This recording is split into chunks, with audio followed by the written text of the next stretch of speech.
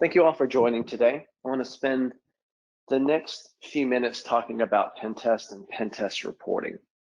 I really want to dive into several aspects of pen test. I want to talk a little bit about why the popularity has increased in pen testing over the last several years. Talk a little bit about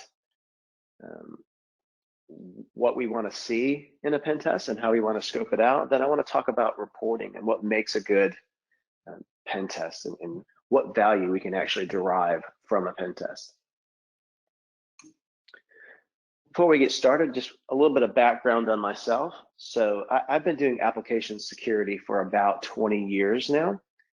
I started back when application security was just getting started, and OWASP was very much a baby in its life cycle, which is obviously went and it's a huge industry now. But I started pretty early on in the AppSec time, and so I've spent a lot of time in this space, and I've really gotten into the DevSecOps and application security intersection, and I've written a couple of LinkedIn courses around it.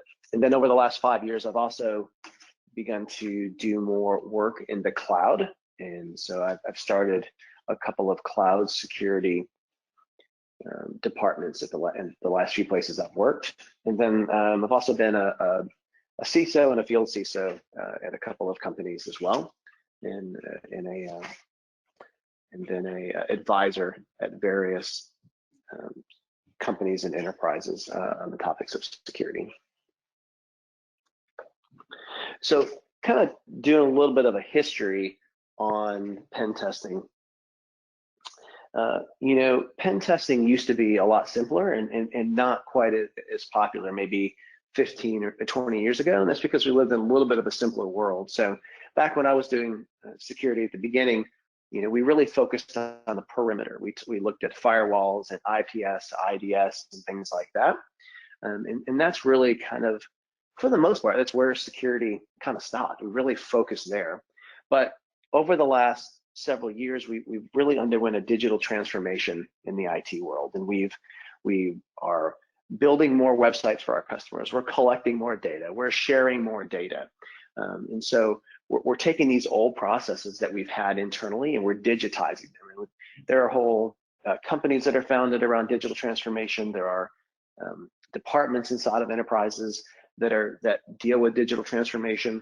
And so we've really just increased the amount of data that we collect and that we have and that we make available on the internet.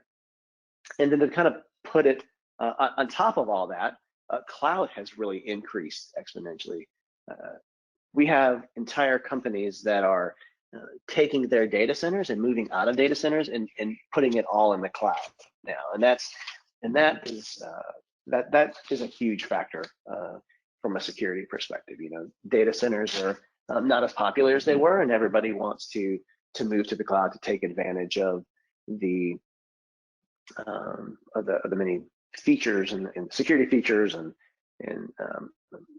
the failover features that cloud offers you. So what does that mean from a security perspective? Why is the digital transformation important from security? Well, as we do the digital transformation and we make more data available, it increases the attack surface. So it's not as simple as firewalls and intrusion detection and intrusion prevention systems anymore. Now we have web servers and websites and all sorts of web services, things that we're providing that are out there. So we've really increased our attack surface. And so as you increase your attack surface, then security needs have increased. No longer do we have these 2 or 3 people security teams in most places who just monitor IDS, IPS. We have cloud security, we have network security and application security folks. Our security needs have really increased, and we have multiple exposure points now, right? It's not just one entry point into our network. It's dozens or hundreds of different port openings and cloud services that we've exposed, right? So security needs have really increased. And thus, as our exposure and our attack surfaces increase, the pen testing demand has increased as well. So we have to make sure that we know what all we are sharing, out on the internet. We have to have somebody validate that, and people that we do business with want to validate that, right? So as all of this has security needs have increased, the pen testing demand has just really taken off as well. So, just to kind of start off with a basic definition, what is a pen test? Because one of the things that I found in security is that not everybody has the same definition of security terms. A pen test to one person may be a vulnerability scan to another, or a vulnerability scan to one person is a static scan to another people. Just because we use a lot of terminology, and if we don't define it well, then we end up causing confusion, right? So what is a pen test? What is a penetration test? The simplest way that I look at it is that it's a black box test of the environment, right? So it's generally, with a static test of code, we can look at the code and we can analyze how it works, right? And come at it that way. But with a black box test, that's not the case. We're coming at it without being able to see the internals, right? That we're given very little information to understand how it works. And really with a pen test, scope is the most important part, because the value of a pen test, you have to know what was tested and what was not tested, right? So that's one of the first things that I always look at is when I see a pen test report is, okay, you tested the app, but you didn't test the web services. Why? Or so you can really define the scope of a pen test, and that's really important. And then the pen test can also be different types. You may just want to look at an application. So you would provide your pen tester with a URL and say, here, go, see what you can find. Or maybe you want it to be an authenticated and an unauthenticated pen test. So you would hand them credentials so that they can look at both. Or maybe it's a network test. You just want to scan your network looking for holes, looking for ports that are open, or servers that are listening, or file shares that are open to the world. You want it to be just a network-based one, and you don't care as much about the application. Or maybe it's both. Maybe you want all of the above. You want a phishing simulated test. You want a network, an application, and you just tell the pen testing team, hey, here's my company name. See what you can find. See if you can get into our environment. Go, right? And so the scope is really important, and it's what you have to look at when you're doing a pen test. So why are pen tests important, and what do we use them for? So the first thing is that we want to highlight the risk areas, right? So we don't always know what is out there. So we want to use a pen test to independently look at and help highlight our risk areas. So what do I mean by that is maybe the pen test may look at it and they may use it to say, hey, you know what, your applications over here, they host PHI and they're going to be the highest risk, so we're going to focus the most on there. The pen test may look at it. You may not know where to focus. So if you're building a security program from scratch, one of the hardest things to do is to know, what do I look at? What should I do? I don't know. I have 20 different things I could look at. A pen test will help you highlight those risk areas, right? Because they'll look at your entire environment. They'll look at your network. They'll look at your applications, and they'll say, and you'll look at the results and be like, oh, look, I'm lacking application control here. This is my highest priority. And they'll help you really highlight where you should focus and what maybe you're missing.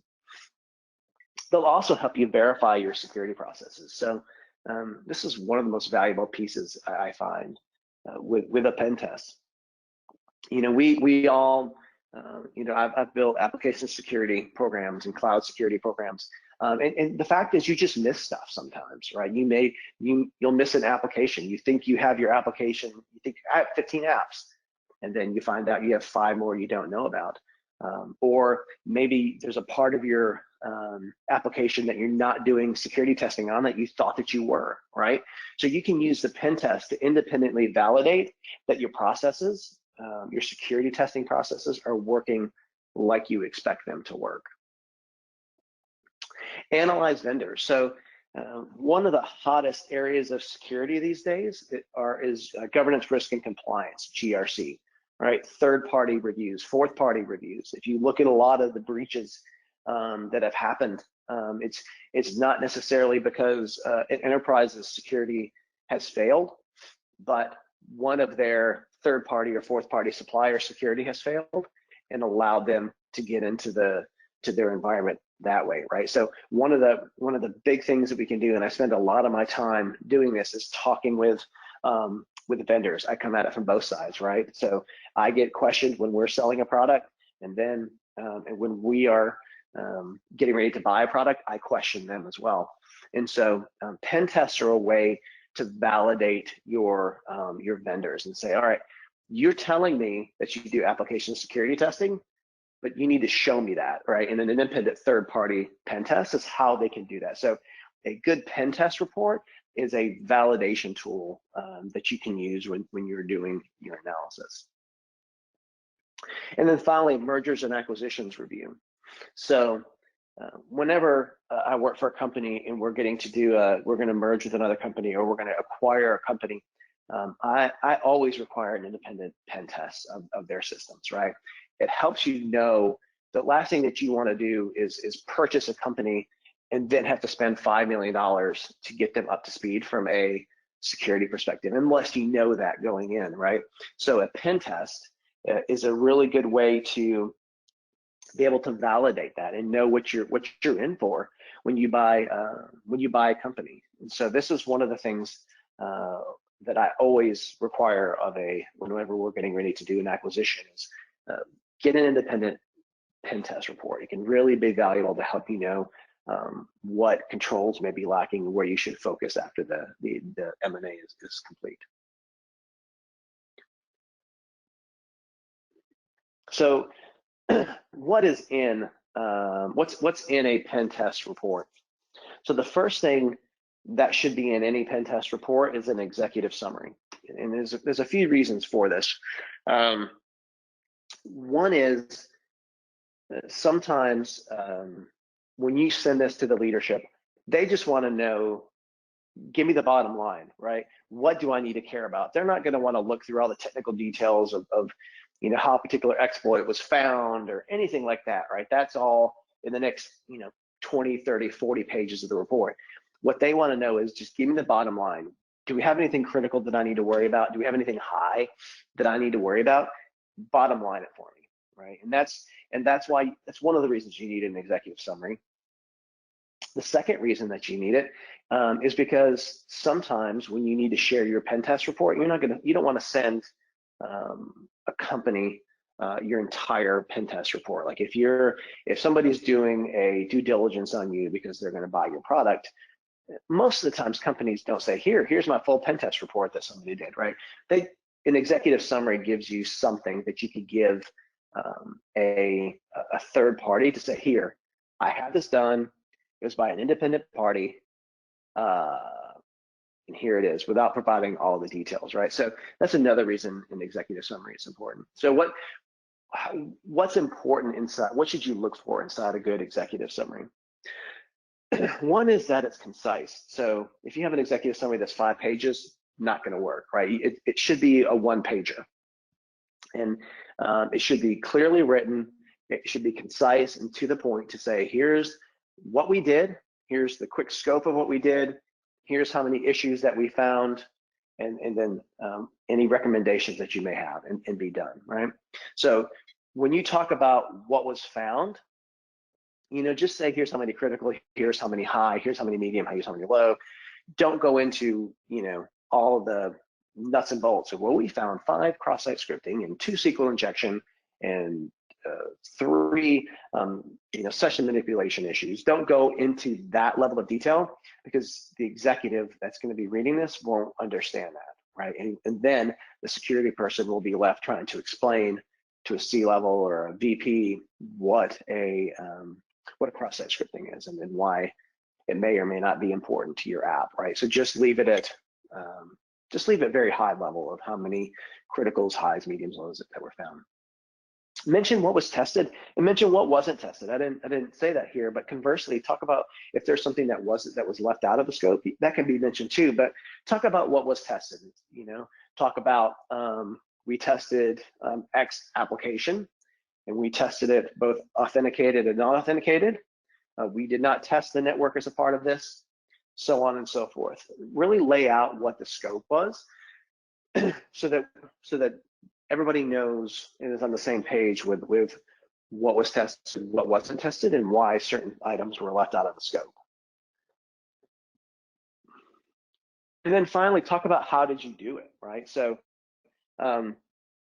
just a quick summary, you don't have to lay it out, but how did you come about the pen test report? How did you come about the pen test? Did you do it with some knowledge, without some knowledge? Did you do it through phishing to start? Just kind of give a quick summary of what the methodology was that you used, right? You don't have to make it just a paragraph and summarize it down, but just kind of state, how did you do it? How did you find these issues? What was used?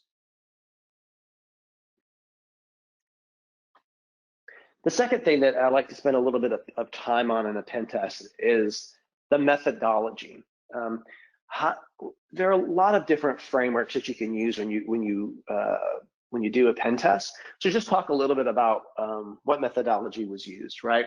So what types of tests did you do? Did you do the network test, an application test, a port scan? Maybe as a part of this, you did an Internet of Things test. Just list out kind of the methodology that you use. Did you use anything, an OWASP type of methodology? Did you use NIST? What kind of a framework did you use? There are several pen testing frameworks that are out there, right? So did you use any of those? Just describe how you came at it. A lot of times, when I've been a part of just a lot of black box testing where they say, here's our company name, go find us, right? And then they go through social networking and they find some of the key players in the organization, and then they send phishing credentials to them to get in, and just kind of lay that all out so that the people reading the report, the technical people, can understand where you started from in order to get your information. Did you start with some information that was given, or did you start with a blank slate? It just kind of helps understand that. And then talk about the tools that were used. Typically pen testers have a tool set that they use, and a standard tool set. So just talk a little bit about what you used in the process of it, so that the people reading the report can reproduce it and understand what you did, and maybe use that to improve their internal processes, right? The next, I've mentioned it a little bit, but talk about the scope a little bit more. Detail, we did it a little bit on the executive summary, but do it even more in a separate section, right? Talk about the scope. Talk about what was tested. So, the example that I mentioned earlier was, this application at this URL was tested. It was tested in a non-production environment, but we didn't test the APIs because of, list your reason. And then also talk about who was tested. So a lot of times when you're doing a pen test, you want to test the different roles. You don't just want to test it from the outside, but a common tactic is to get in as a normal user and then try and elevate your privileges, right? It's privilege escalation attack. And so talk about how you did that. Mention we logged in as user A. This user was a normal user in the application, and then through this method, we tried to elevate our privileges. Or, we also tested this as an administrative user. Just talk about the different roles that you used when you were testing the application. And where was it tested? This is important to note because sometimes production is obviously different than test or UAT. So just make a note about the URL where this was tested. Was a separate environment set up specifically for this pen test that exactly mirrored production? Did you just test in the QA environment? Where exactly did you do this testing?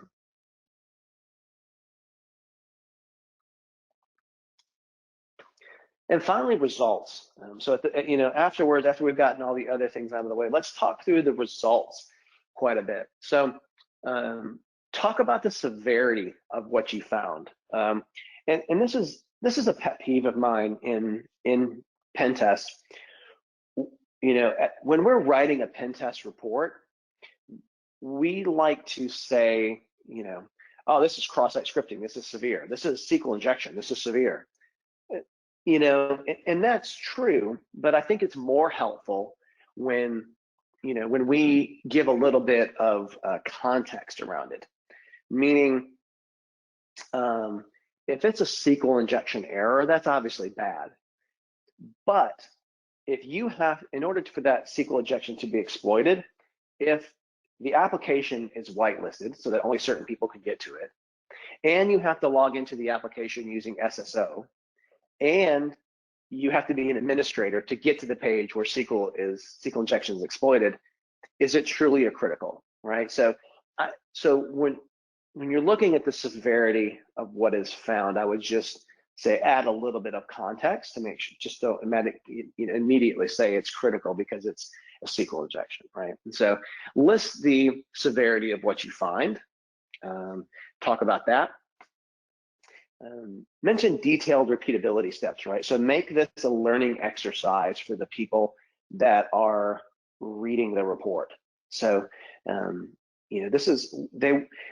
I want to use these reports. Me as a security leader want to use these reports to make sure and improve our processes. If I come out of a pen test report and I don't have any lessons learned to do things better, it's probably not very valuable, right? Because I'm going to repeat the same thing next year. So detail out the repeatability steps so that we can look through and make sure that we not only agree with it, but that we can repeat it and make sure that our processes are updated.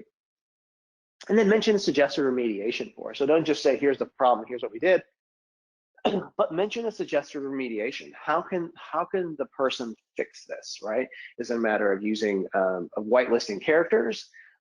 Is it a matter of doing better session handling? Like, talk about how you can actually go about and fix it. It's very valuable when you add that context as well. And then finally, use the data. So coming out of here, the pen test report is very valuable to go along with the pen testing exercise itself, but you have to use the data that comes out of it, right? And so one of the ways to do that is it empowers leaders to make risk decisions. So we talked about earlier several ways that pen tests could be used.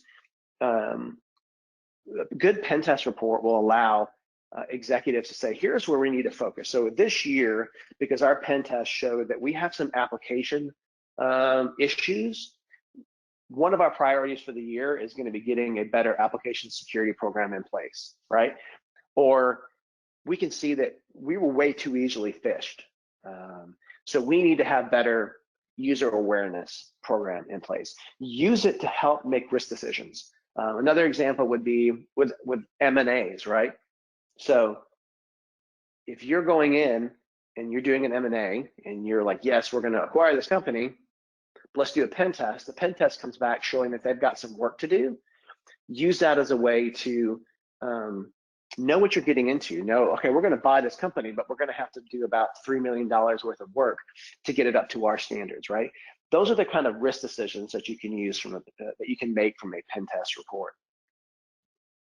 Test the security. So use this to better your security processes, right? So you can use it to test the processes that you have in place and make them better. So none of us are perfect, and when we're in there doing the work day in and day out, sometimes you don't take a step back to analyze your own process to see if there are ways to make it better. Use this pen test report as a means to do that and find any gaps in your process. And then finally, use it to highlight any focus areas. Just from an organizational point of view, is there anything you're missing? Is there a piece of your security program that you don't have? You can use the pen test report to really highlight that and maybe bring that to executives as something that's missing.